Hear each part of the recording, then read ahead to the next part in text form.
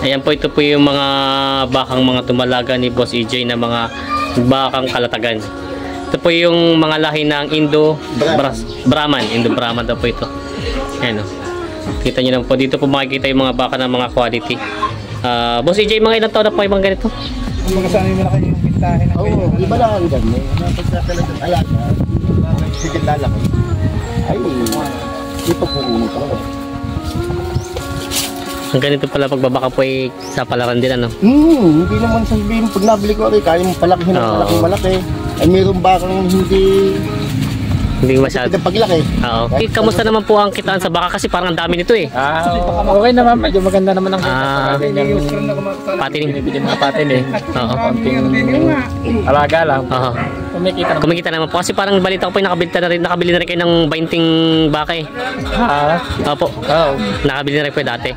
Kumbaga ilang buwan niyo po inaalagaan niyang ganyan baka bago ibenta? Ang ganyan, edi mga ano, 6 na buwan. 6 na buwan po. 6 na buwan hanggang 1 taon. Yan. Ayan, magandang umaga mga Talongs TV. Nandito tayo ngayon sa Barangay San Francisco, Lipa, Batangas. Ngayon po ay nandito kay Boss EJ. Livestock, ito po yung mga baka nila. Meron po dumating na buyer dito. Panoorin natin sila sa tawaran at bilihan nila dito. At marami po siyang kukunin daw baka ito. Ito po yung mga nasa baka. Mga baka nilang pambenta. Mga pampatining po ito. Kaya samahan nyo ako sa video natin sa araw na ito dito sa Barangay San Francisco, Lipa, Batangas. Kung bago pa lang sa aking channel, mag-subscribe ka na para like ma-update na-upload natin video. Sama-sama tayo manood sa video natin sa araw nito. Ayan, good morning mga Talongs TV. Nandito tayo ngayon sa San Francisco, Lipa at meron sila sir na si Kuya PAJ ng mga baka na binibenta. May buyer silang dumating. Ayan, pinapakita ito mga baka nila. Ito pala yung mga mga patining. Ayan.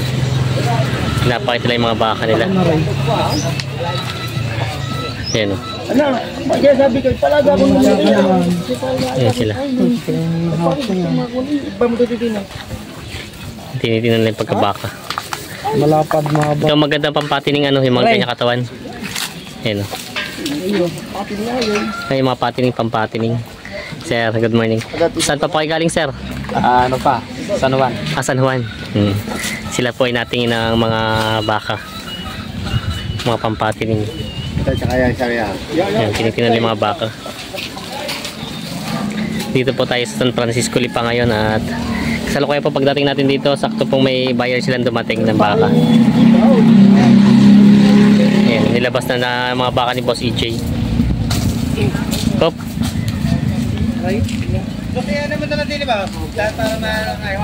Ayan. May napili na pala sila. May napili na pala itong isang do.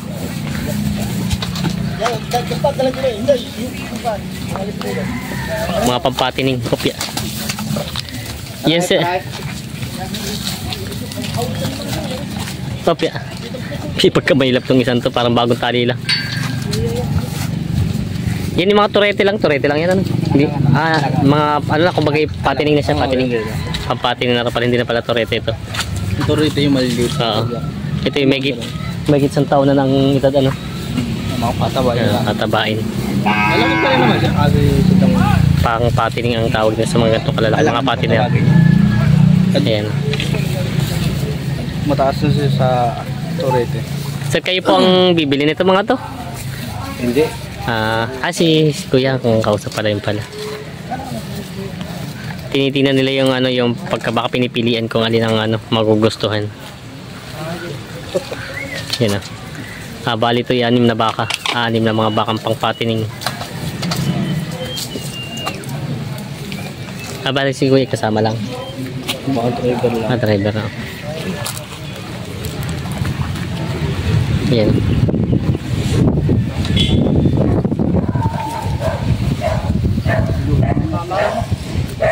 Sila dito nagtingin ng mga baka.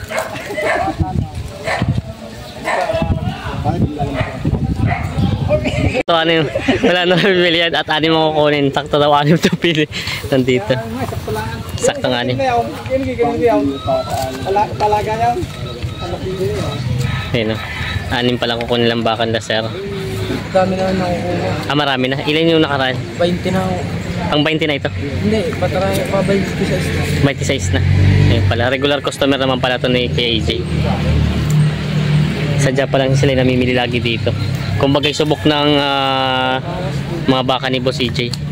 Pang 26 na na ito pag makukuha itong 6 na to. Ayan. Ito yung mga puro mga patining na mga baka. May titinda rin pala si KJ ng mga patining, pang patining. Patining. Ito maganda mga pang patining kasi medyo pahit na siya. Kumbaga ipapatabayin talaga siya. At mas mura-mura ng konti ito kaysa yung matataba na, ano. Ayan.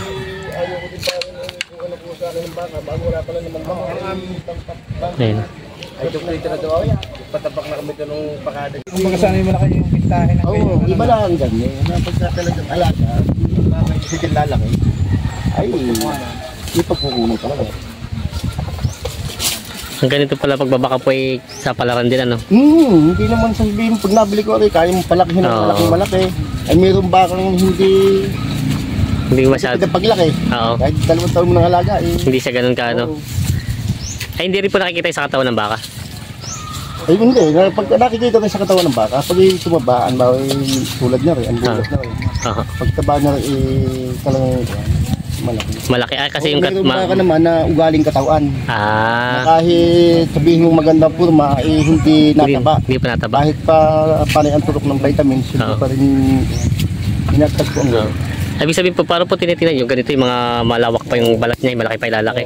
mahaba. Mahaba pa yung ano. Yan yung mga, ayun, oh, malaki pa nga ilalaki nun. Ang laki ng angat niya pag hinila yung ano eh. Ayan, oh. Itong malaki pang ilalaki. Maluwag pa yung balat niya po, ano. Yan lang pala po yung pagtitingin ng mga baka. Pag gusto niyo medyo malaki ang kiting ng mga pagkabaka niya eh. Pampatining na po ito, mga pampatining na. Ayan mga katalong Stevie, tinan niyo yung damuhan dito ngayon sa Batangas. Talagang iba na tuyo na din, oh. Halos wala na rin ipakain sa mga alagang baka. Ito sa umpisa ng summer. Nadayo na po ng malalayo para mangumpay. Ito naman po yung napapakain niyo po ng mga dayami.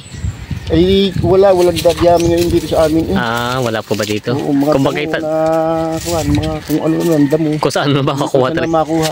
Oo, ang hirap din. Nakain din mo ng baka. Ah, pero ibig sabihin ko nahihirapan din pala kayong pag siyempre pag katulad dito halos Batangas na may mainit talaga ang lugar, ano. Hirap Hirap ngayon talaga. mag-alaga. Ah, kaya yung iba nagbebenta na talaga ng mga alaga nila, no. Ang hirap magano at wala na lalo. Yung iba, nag-aayuda na pagtimpid. Feeds po. Kaya pag puro feeds naman po, malulugi din. Butas ang bulsa. Wala nakikita eh. Kaya konting feeds po. Yan. Tinitin pa nila kuya itong 6 na bakang to. Ito yung mga ganda at mga kita naman sa mga katawan ngayon, malaki pang iluluwag ng mga katawan niya. Po yung mga baka na kaninang naikarga na. Nakapag-live tayo kaya hindi natin sila na ano ito po. 6 na mga baka nabenta ni Boss EJ. Boss EJ, saan na po ang dala niyan?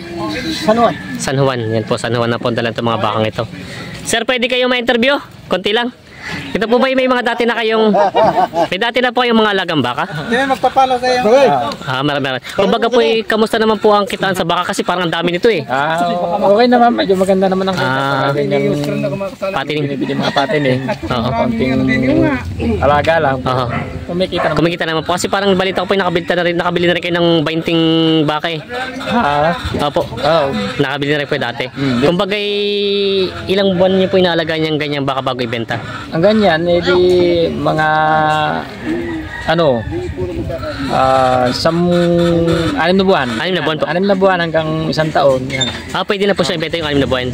So, Hindi rin sa klase ng baka. Kung gaganda siya, kung gaganda. gaganda siya. Oo, ano. Pero sa palagay niyo po, yung katulad nito, sabi natin mga 60 ang halaga. Sa 6 na buwan po, sa inyong experience, nakapagbenta na rin kayo, di ba? Magkano po ang kayang tibuhin sa ganong tagal na 6 na buwan? Ay, di kumikita naman din ng mga kahit na mga 20 kaya ka 20. Yun. depende nga rin sa Depende sa alaga at sa klase ng baka. Pero kasi po baka parang hindi nagtatataba din agad, ano? Kaya experience ba yun, ano? Pero di mga parang mahihina yung katawan. Yan si Sir. Si Sir pala ay meron na rin talaga mga dating alaga at nakapagbenta na rin sila. Ngayon naman po ay bumili ulit sila. Panibagong sapa na alaga natin. Ano pangalan, Sir? Regis. Ito po isang nga po dala ng mga baka niyo. sa San Juan. San Juan. Barangay pa naman. Hindi na po binahay na yung kay Boss EJ na mga baka. Ito po yung nabili nila dito ni Boss EJ.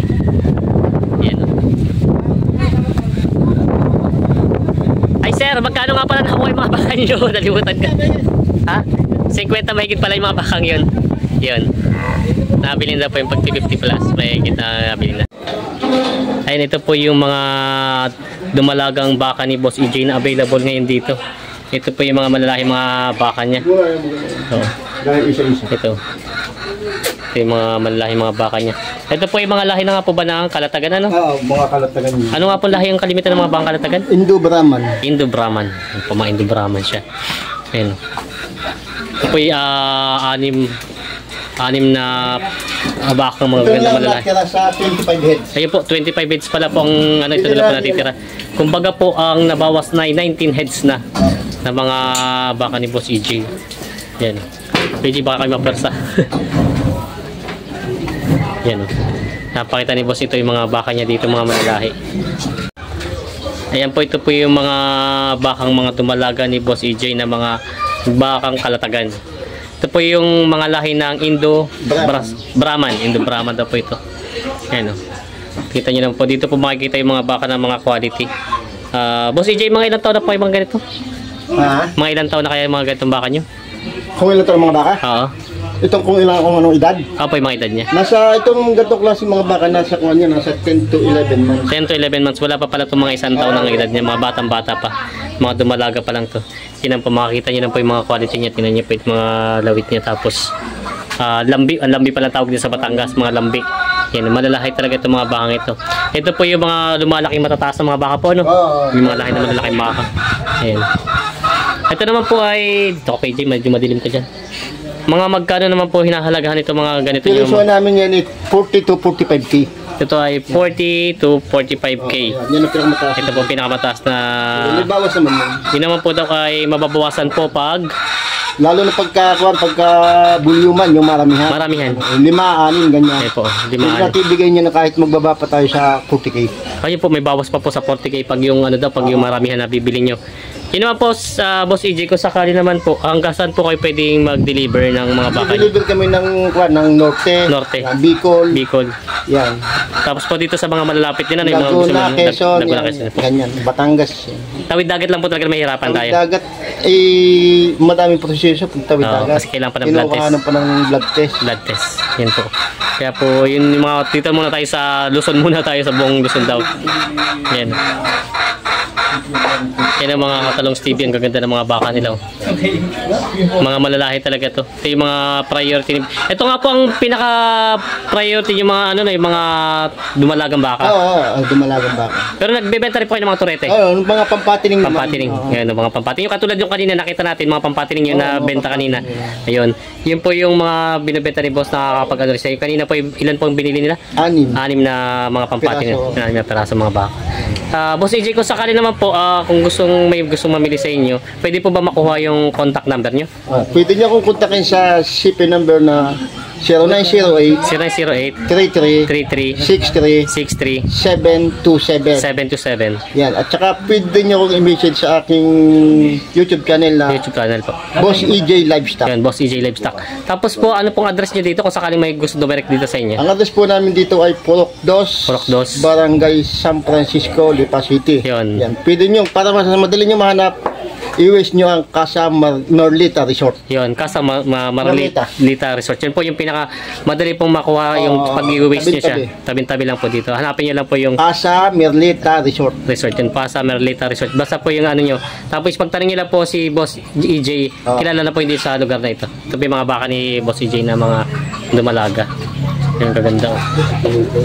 Ito po ay ano pa, 6 heads siya. Dito po ay 25 piraso po, ano? 19 heads din.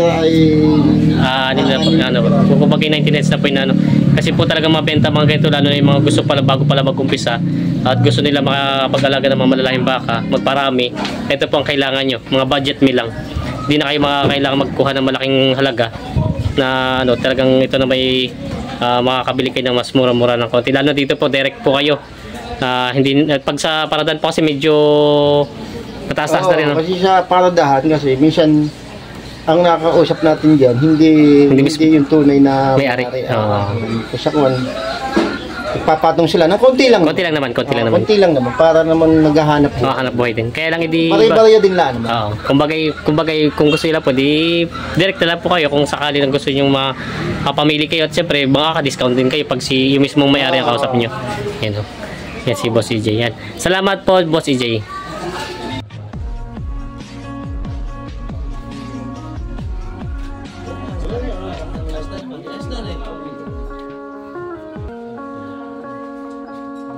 Mga bakang Boss EJ.